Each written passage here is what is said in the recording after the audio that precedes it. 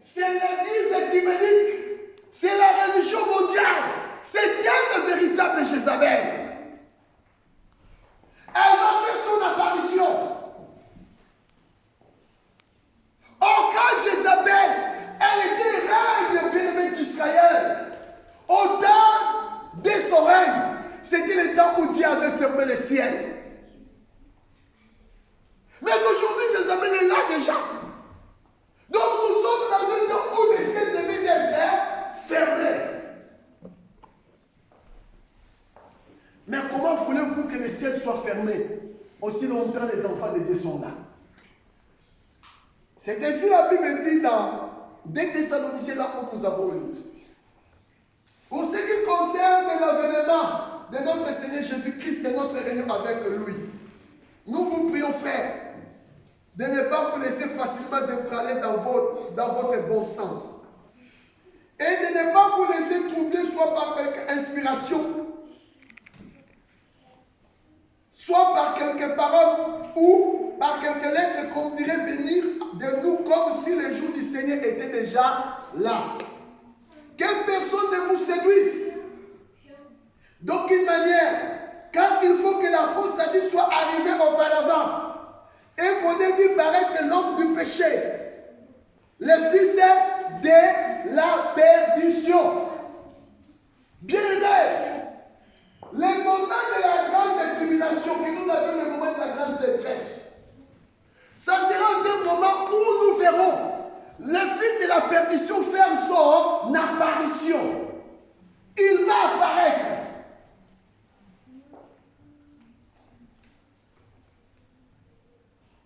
Ça sera le moment de l'apparition du fils de la perdition.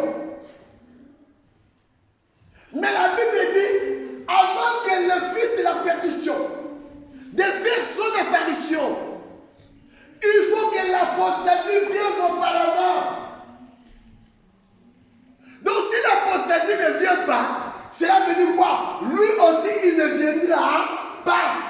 Voilà le signe qui appelle cet homme-là que nous appelons la bête. Pour qu'elle paraisse, il faut d'abord l'apostasie vient.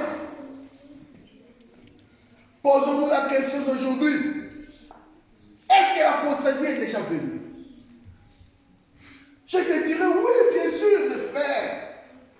Nous vivons l'état de l'apostasie.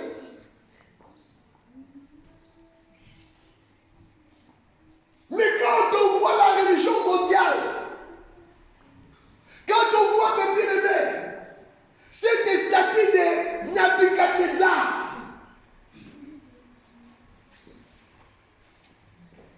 être bâtie. Nous voyons cette statue être élevée. Cette église que nous appelons l'église, la religion mondiale, l'écuménique. Mais c'est l'apostasie. Parce qu'aujourd'hui, regardez, toutes les églises, ils se sont réunis pour former une seule église. Mais malgré la divergence dans nos doctrines, bien aimé, laissez-moi vous dire, nous n'avons pas plusieurs doctrines. Nous avons qu'une seule doctrine. C'est la sainte doctrine, mes bien-aimés. Quand nous parlons de la sainte doctrine c'est quoi? C'est l'ensemble des enseignements. Donc de Genèse à Apocalypse. Voilà ce que nous appelons la sainte doctrine. Et Paul il nous a parlé pour ce qui concerne la sainte doctrine. Il a dit, vous avez été édifiés sur le fondement des prophètes et des apôtres. Jésus-Christ lui-même était la pierre angulaire. Donc quand nous parlons de la sainte doctrine, on voit les prophètes et on voit les apôtres. Or nous savons que dès quand l'Ancien Testament et le Nouveau Testament. L'Ancien Testament c'était quoi? C'était le temps des prophètes. Le Nouveau Testament, c'est le temps des apôtres. Les prophètes pris avant. Ils ont prophétisé. Les apôtres ont venu après. Ils nous ont enseigné. Qu'est-ce que les apôtres ont enseigné? Les apôtres nous ont enseigné les prophètes. Alléluia. Amen. Les apôtres n'ont rien enseigné qui soit contraire aux prophètes. Ils ont pris que les prophètes pour nous enseigner. Mais aujourd'hui, regardez, la Bible est rejetée. Les enseignements des apôtres sont rejetés aujourd'hui. Aujourd'hui, prêcher les enseignements des apôtres. Beaucoup de gens disent que ce n'est pas pour nous, c'était pour les apôtres. Donc aujourd'hui, voilà pourquoi on parlait la doctrine des apôtres. Aujourd'hui, beaucoup de gens, ils ont établi leur doctrine. Donc, ils ont abandonné les enseignements des apôtres. Ils ont fait leurs propres enseignements. C'est ce que nous appelons l'apostasie. L'apostasie, c'est quoi? C'est une déviation à la foi apostolique. Quand on vous enseigne des choses qui ne sont pas écrites dans la Bible, le bien-aimé, c'est de l'apostasie.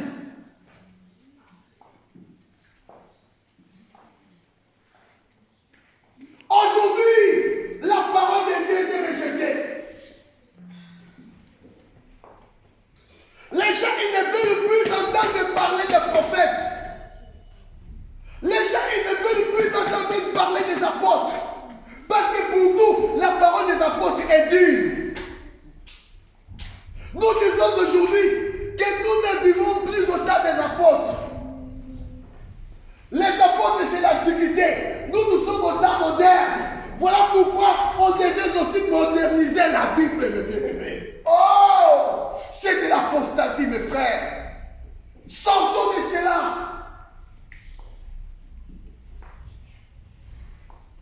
Aujourd'hui, on nous enseigne la modernisation. Voilà pourquoi nous avons des femmes modernes, nous avons des hommes modernes. Mais la Bible n'a jamais été moderne. La Bible est dans l'ancienne mode, mes bien-aimés. Parce que notre Dieu, la Bible dit, il était et il vient de tout puissant. Il était au passé, il est au présent et il sera au futur. La Bible dit, ah oui, il n'y a ni changement, ni ombre de variation. Il est le même hier, aujourd'hui et éternellement. Sa parole ne changera jamais. Mais pourquoi aujourd'hui veut-on changer la parole de Dieu? Nous voulions mettre, mes bien-aimés, la pensée de l'homme dans la parole de Dieu. Voilà l'apostasie. Or, la Bible dit quoi? Avant que l'Antéchrist, l'impie, qui sera le maître de ce moment dont on appelle la grande détresse, de faire son apparition, il faut que l'Église tombe quoi? Dans l'apostasie. Aujourd'hui, quand je parle de l'Église, ne regarde pas seulement l'Église bâtiment, regarde aussi ta vie comme une Église. Est-ce que ma vie est bâtie selon la parole de Dieu? Est-ce que je conduis ma vie selon les Écritures? Si ce n'est pas le cas, sache que tu es tombé dans l'apostasie. C'est le moment de revenir au Seigneur, mes bien-aimés. Dieu nous appelle aujourd'hui. Voilà pourquoi aujourd'hui je vais te dire, de la part du Seigneur Jésus-Christ, Jésus t'appelle à la repentance aujourd'hui. Parce que l'heure de sa venue est venue, mes bien-aimés. Parce que Jésus, l'apostasie, ne viendra pas aussi longtemps. Voilà ce que la Bible nous apprend. 2 Thessaloniciens, chapitre 2, nous sommes toujours là, le verset 1. Pour ce qui concerne l'avènement de notre Seigneur Jésus-Christ et notre réunion avec lui, nous vous prions, Frère, de ne pas vous laisser facilement ébranler dans votre bon sens. Et de ne pas vous laisser troubler soit par quelque inspiration, soit par quelques paroles ou par quelques lettres qu'on dirait venir de nous. Comme si le jour du Seigneur était déjà là. On parle du jour et de qui? Du Seigneur. Pourquoi? Parce que nous parlons de la grande détresse. Nous avons dit la grande détresse. Ça sera le moment de l'apparition de l'impie, l'homme du péché. L'adversaire qui s'élève au-dessus de tout ce qu'on appelle Dieu ou de ce qu'on adore. La Bible dit qu'il va s'asseoir dans le temple de Dieu. Je veux que tu comprennes une chose aujourd'hui. L'adversaire est déjà assis dans le temple de Dieu. N'attendez pas de la grande tribulation. Le temple de Dieu, c'est l'église, corps du Christ, mes bien-aimés. Les gens de Dieu, on voit Dieu où? On voit Dieu dans sa parole. Mais la parole de Dieu devait demeurer où? Dans son église. Là, voilà le lieu où Dieu veut t'asseoir. Quand nous parlons de l'église, c'est quoi? C'est le lieu là où Dieu est assis. Si Dieu n'est pas assis là-bas, ce n'est pas une église de Dieu. De même toi, tu ne pourras pas non plus être appelé l'église de Dieu si tu n'es pas non plus habité par le Saint-Esprit de Dieu. L'adversaire est déjà là, assis. Je vous ai dit, depuis que les assemblées chrétiennes, ils ont accepté le ministère papal, ils ont donné les mains d'association à la papauté. C'était le jour où c'était accompli, Matthieu chapitre 24, verset 15.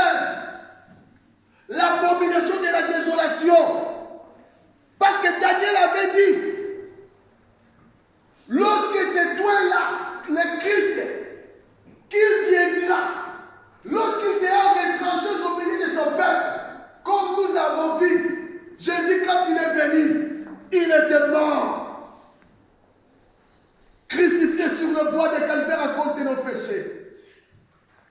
Il y avait un homme qui attendait le royaume des cieux, au nom de Joseph d'Arimathée, un homme de bien, qui a demandé le corps là. Il a dit, c'est le corps de mon Seigneur. Cela ne pourra pas non plus rester à la croix. Jésus-Christ, il cherche aussi des Joseph d'Arimathée aujourd'hui. Les gens qui pourront lui faire descendre de la croix. Parce qu'aujourd'hui, le monde a crucifié Jésus à la croix. Nous avons crucifié Jésus au travers de nos comportements, au travers de nos caractères, et au travers de nos habitudes, au travers de nos langages, au travers de nos œuvres. Mais qui est ce Joseph d'Arimathée aujourd'hui? Qui sera capable de demander ce corps-là, d'enlever ce corps-là dans nos pauvres? Jésus-Christ à la croix, bien-aimé, c'était de nos pauvres, parce qu'il était dénué, nu sur la croix. Mais Joseph a dit non, ce corps-là ne restera pas là. Bien-aimé, pourquoi veux-tu laisser le corps de Jésus dans le péché? Parce que quand tu vis dans le péché, c'est le corps du Christ que tu suis. Quand tu pratiques le péché, c'est Jésus-Christ que tu condamnes là-bas. Comme nous voyons notre monde à nous aujourd'hui, dans l'immoralité. Donc on voit la personne de Yeshua crucifiée. Quand on voit l'immoralité dans l'église, c'est Jésus-Christ qui est là sur la croix. Il a besoin d'un Joseph d'Arimathée. Jésus veut que tu sois un Joseph d'Arimathée, de le faire descendre de la croix. Cela veut dire quoi? Bien-aimé, de s'écarter, de sortir, bien-aimé, de l'immoralité. C'est ainsi que nous ferons descendre le corps du Christ dans nos pauvres. Mais quand on vit comme tout le monde, voilà Jésus-Christ crucifié sur la croix. Joseph l'a fait descendre. Joseph l'a enterré. Parce que si Jésus-Christ n'était pas enterré, il ne pourra pas non plus aussi, d'accord, nous faire troisième jour. Parce qu'il était question qu'il soit enterré. Le troisième jour, qu'il soit ressuscité de mort. Amen. Grâce à Joseph d'Arimathée, il était un instrument que le Seigneur a utilisé pour placer Jésus-Christ dans le lieu qu'il faut. Enfin, que l'humanité tout entière aujourd'hui de témoigner, de parler de la résurrection de notre Seigneur Jésus. Et le troisième jour, Jésus était ressuscité.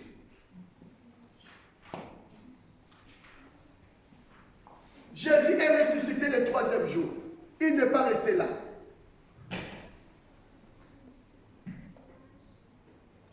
Mais il est ressuscité pourquoi? Pour qu'il vive à nous. Jésus veut vivre dans la vie de chacun de nous, mes bien-aimés. Pourquoi? Pour que nous sortons de l'apostasie.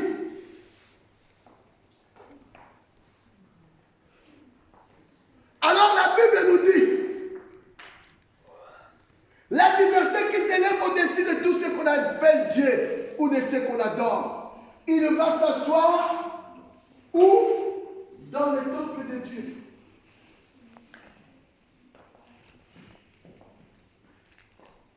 Bien-aimé, laissez-moi vous dire, quand ils disent aussi tu es chrétien ou chrétienne, mais quand tu vis encore dans le péché, vous savez qui est là? On dit bien, l'adversaire qui s'élève au-dessus de tout ce qu'on appelle Dieu ou de ce qu'on adore, il va s'asseoir où? Dans le temple de Dieu. La Bible ne dit-elle pas que ne savez-vous pas que vous êtes le temple de Dieu et que l'Esprit de Dieu habite en vous? Si quelqu'un détruit le temple de Dieu, Dieu le détruira. Car le temple de Dieu est saint. C'est ce que vous êtes. Oh, comme bien-aimé, tu dis que tu es un chrétien, mais tu vis dans le péché. C'est l'adversaire qui a pris la place en toi. De même, quand nous parlons de l'Église, le monde ecclésiastique, nous parlons des assemblées chrétiennes. L'adversaire est assis dans le temple. Pourquoi? Parce que quand on va dans les églises, on ne nous prêche plus la sainte doctrine. Les enseignements des apôtres sont bafoués, rejetés aujourd'hui. Mais c'est l'adversaire qui a pris la place dans l'église, mes bien-aimés. Les gens, ils attendent qu'on leur bâtisse une église comme nous le voyons des bâtiments. Et le Satan, il va mettre son trône, s'asseoir comme ça. Voilà ce que les gens attendent. Oh, mes bien-aimés, le diable est déjà assis sur le temple de Dieu. Mais quand on voit des faux enseignements, quand on voit les gens prêcher des choses qu'on ne devait pas prêcher, qui n'a rien à voir avec ce que les apôtres nous ont enseigné. Quand on voit aujourd'hui, l'Église a abandonné les enseignements des apôtres. C'est que si on voit aujourd'hui des chrétiens, ils sont déformés. Au lieu de voir de véritables chrétiens, aujourd'hui nous avons des monstres avec nous. Les gens qui ne changent même pas. Vous pouvez crier comme vous voulez. Comme nous le faisons ici. Combien de fois nous crions pour que les gens abandonnent la brutalité. Pour que les gens abandonnent le plaisir. Mais regarde aujourd'hui, nous avons que des monstres, mes bien-aimés. On ne voit pas la répartition dans la vie des gens. Pourquoi? Parce que quelqu'un était enseigné quelque part qu'on t'avait dit que non, il ne faut pas le suivre. Une femme mettre des pantalons, ce n'est pas un péché. Alors toi, tu as déjà gardé ça dans ta tête. On vient ici, on te ramène dans la Bible, on dit que là, c'est là un péché. Tu dis, ah non, moi je vois, les gens là, ils sont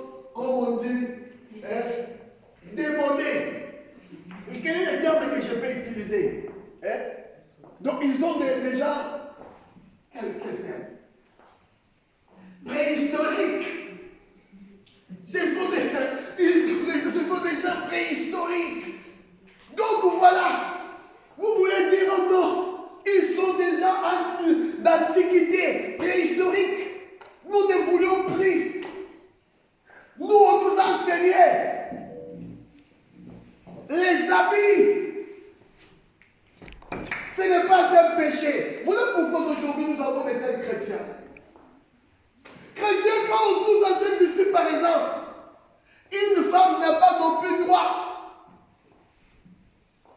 de se séparer de son mari. Tu entends quelque part, on t'avait déjà enseigné que non, si le mari aussi déconne, tu pourrais aussi se séparer d'elle. Quand ton mari est adultère, tu as droit aussi. Oh, vous croyez quoi? On est dans un temps moderne. On n'est plus dans un temps où les femmes étaient des esclaves. La femme aussi a des droits comme l'homme. Alors comment veut-il que la femme ne va pas avoir droit de se séparer de son mari quand le mari est adultère? On verra une femme se séparer de son mari, demain, il s'est marié quelque part. Nous les voyons dans des églises.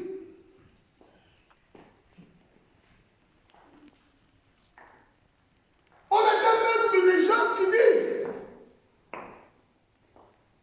se séparer d'une femme, ce n'est pas un péché. Voilà pourquoi nous voyons beaucoup de hommes de Dieu, ils ont aujourd'hui des femmes de ministère. Quand il avait commencé, comme il était sans influence, il avait pris déjà une femme. Vous savez, quand tu es réduit aussi à la pauvreté, ça diminue aussi la vision. Ça diminue aussi la vision. Quand tu étais là encore frappé par la pauvreté, tu avais trouvé une femme qui te convient par rapport à ta position. Et tu avais pris une femme qui n'était que, comment dirais-je, une femme normale, simple. Mais quand maintenant tu vois, Dieu t'appelle dans le ministère, tu es connu, tu commences à voir maintenant ta femme gênante. Ah non, ça c'était quand j'étais dans la pauvreté. Parce que la vision change. Hein. Je l'ai vécu moi-même, mais pas de la femme. Je l'ai vécu avec les habits, l'accoutrement. Je l'ai témoin. J'étais dans une ville où j'ai souffert tant. Et à cause de la souffrance, mes bien-aimés, j'avais ma chemise, d'accord, qui avait changé de couleur. La chemise qui était bleue, cela est devenu délavé. D'accord, ça est devenu blanc. À cause de la souffrance. Mais quand je me mettais cela, je voyais, oh, je me suis bien habillé. La souffrance réduit la vision. La vision était réduite. Et du coup, un jour, j'ai quitté le lieu où j'habitais. Je suis parti à Luanda. Et là, par contre, Dieu m'a béni. Et j'ai pris de beaux habits, de nouveaux habits et tout. Quand je suis rentré, et j'avais gardé les habits là, c'était vraiment des habits de base. Donc, les habits vraiment, pour moi, c'était des habits de fête. Bien aimé, quand je suis rentré, oh, j'ai regardé les habits là que j'avais gardés. Je voulais plaire. J'ai dit, oh, c'est moi qui mettais ces habits là. Je commence à regarder, je dis, mais non, c'est pas possible. J'ai arrivé dans cette dimension-là de mettre un chemise. Oh là là, mais quand tu regardes la chemise, tu pouvais pleurer. Moi-même, je voulais pleurer. J'ai dit, oh là là. Mais quand j'étais là sur la pauvreté, pour moi, ça me va. Pour moi, c'était de beaux habits. Voilà beaucoup des hommes de Dieu aujourd'hui. Ils ont de tels habits. dont leurs femmes sont devenues des vieux habits. Quand elle regarde, elle va dire, oh non, elle n'est pas présentable. Elle commence à regarder, elle dit, non, non, non. Ça, je pense qu'elle devait rester tout simplement dans la maison. Il faut que je cherche la femme du ministère. Pourquoi? Parce que Moïse avait dit, quand tu ne veux plus ta femme, fais quoi? Écris une lettre de divorce et renvoyer. Voilà beaucoup de gens, ils renvoient leur femme aujourd'hui. Voilà des enseignements que nous trouvons aujourd'hui dans les églises. Bien aimé, tout ça, ce n'est pas la combinaison de la désolation. Mais le diable est là. Ça, ce sont des enseignements sataniques. C'est le diable qui est assis aujourd'hui. Regardez nos assemblées aujourd'hui. Que nous appelons les assemblées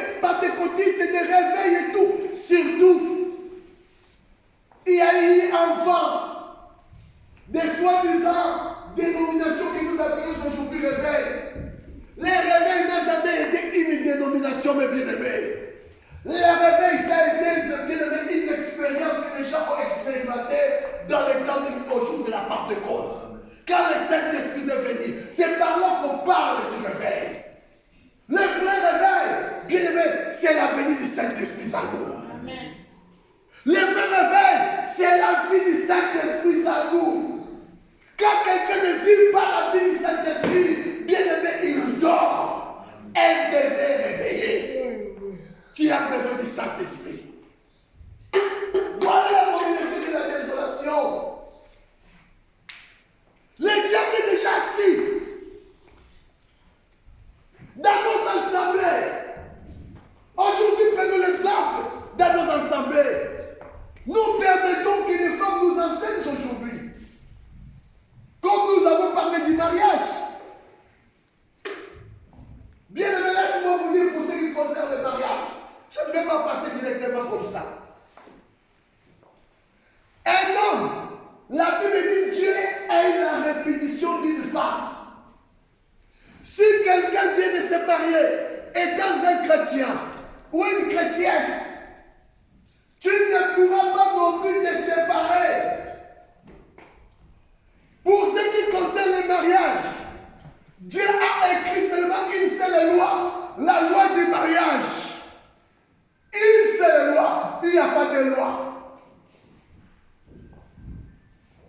Dieu n'a jamais écrit la loi du divorce. Le divorce n'existe pas dans le couple chrétien, mes bébés. Si tu te divorces, si aujourd'hui tu dis, je vais me divorcer, étant une femme, la Bible dit, tu es exposé à devenir une femme adultère. De même que l'homme, si aujourd'hui tu viens de se séparer avec ta femme, tu es exposé aussi à l'adultère. Pourquoi? Parce que le fait d'y aller chercher une autre femme, tu commets l'adultère. Tu me diras, mais même si ma femme déconne, bien aimé, laisse-moi vous dire, la loi des divorces, ce n'est pas Dieu qui l'a écrit. Vous saviez dans sa vie d'où? C'était une loi qui était écrite pour l'incrédulité. Jésus a dit aux pharisiens, quand ils ont venu lui exposer cela, ils ont dit, Moïse nous a permis, si quelqu'un ne veut plus de sa femme,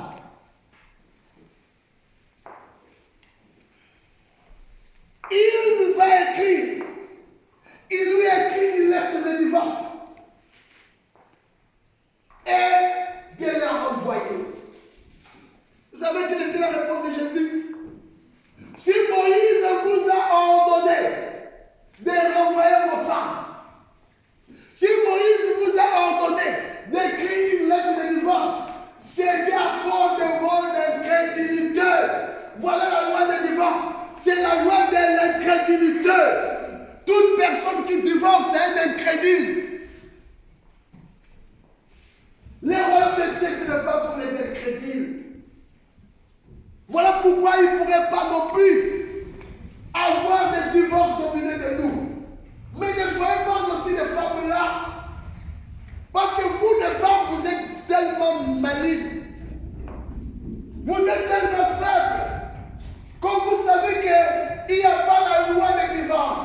Donc ton mari ne pourra pas non plus se divorcer avec toi. Et vous commencez à faire des go.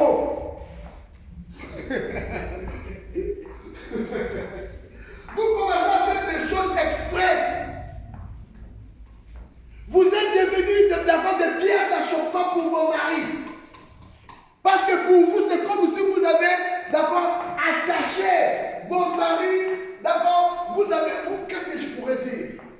Vous les avez attachés dans une corde qui ne pourra pas non plus se libérer de cela. Beaucoup de femmes chrétiennes, aujourd'hui, ne vivent plus comme elles devaient vivre dans leur mariage. Des femmes insoumises, désobéissantes. Pourquoi? Parce que tu sais que ton mari n'a pas le droit de se divorcer avec toi. Bien aimé, quand tu le fais, une femme désobéissante, elle est déjà divorcée pour Dieu.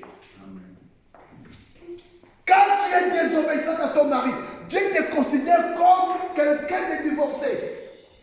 Et laisse-moi te dire, des incrédules n'hériteront pas le royaume des cieux. Voilà les enseignements que nous trouvons aujourd'hui. Les gens se divorcent facilement aujourd'hui dans les assemblées. Ils croient que le mariage c'est quelque chose. D'accord? C'est du blague. Ce sont les écritures de bien-aimés. Alors quand on voit nos églises atteindre ces dimensions, ce n'est pas l'abomination de la désolation. Mais ce sont les enseignements qui sont prêchés aujourd'hui, qui nous ont laissés dans cette liberté-là, cette libertinage. Beaucoup des hommes aussi pareils. Comme ils savent bien, les femmes sont soumises. Donc pour eux maintenant, ils commencent à manifester les esprits de Balouba.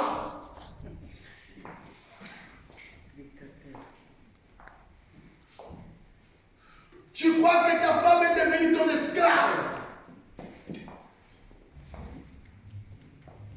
Et beaucoup des hommes, soi-disant des hommes de Dieu, avec cet esprit de Balouba, de prendre des femmes comme des esclaves. Pourquoi? Parce que la Bible dit, femme, soyez soumise à ton mari comme au Seigneur. Donc je suis Seigneur. Et tu commences à piétiner ta femme. Voilà les enseignements que nous trouvons aujourd'hui.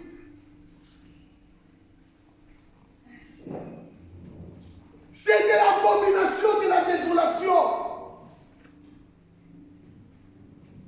Voilà pourquoi le pape François, il a pris la résolution de rénover la Bible.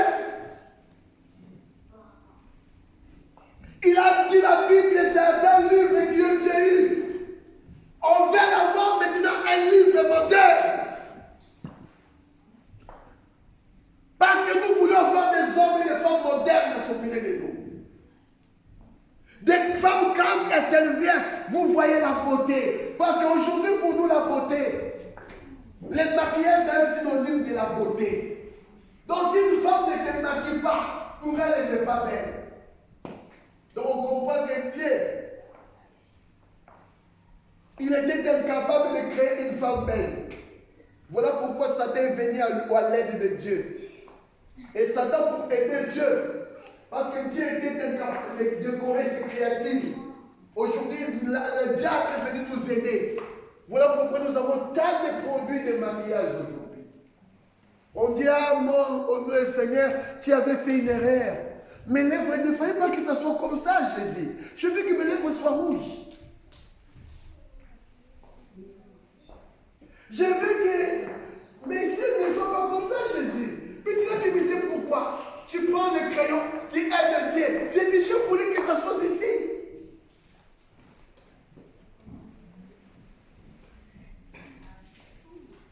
Tu dis, mes cheveux, oh, ne sont pas belles, Jésus. Oh, je veux que ça soit rouge.